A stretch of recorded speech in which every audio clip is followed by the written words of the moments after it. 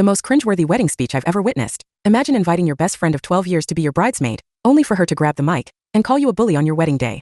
This is one of the most cringeworthy things I've ever seen at a wedding, and I promise you if I hadn't been there myself, I would have thought it was straight out of a bad movie. So my friend was getting married to the love of her life, and she chose one of her best friends as a bridesmaid. These two had known each other for 12 years, and honestly from the outside they looked inseparable. But if you looked closer, you'd notice cracks in their friendship.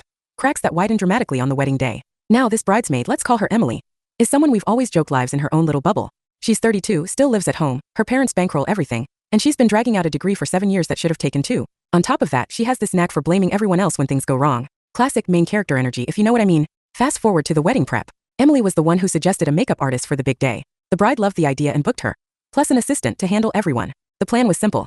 The artist would do the bride, her mom, and maid of honor, while the assistant handled the rest of the bridesmaids. Totally reasonable, right?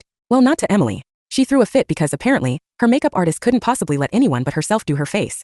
She demanded to go first, even before the bride. Imagine throwing that kind of tantrum when it's not even your day. But the real disaster came later, the speech. Against her groom's better judgment, the bride let Emily speak. And oh boy, what a train wreck. Emily started by saying she and the bride had been friends for 12 years, but it would have been longer if the bride hadn't been mean to her in school. Right there, in front of 100 people, she basically painted the bride as a bully. Then, she launched into a random story about asking the bride if her pants made her look fat, and the bride had said yes. Emily said that's when she knew she needed that kind of honesty in her life. The whole room was frozen in disbelief. And instead of turning it around to something sweet about the bride, Emily made the rest of the speech about herself. She detailed her own relationship drama, including the times her boyfriend almost broke up with her, while the poor guy sat red-faced at the reception. Not once did she say something heartfelt about the bride. It was awkward, painful, and honestly kind of hilarious in a train you can't look away from way. The next day you'd think the friendship would end because of that awful self-centered speech, right? No.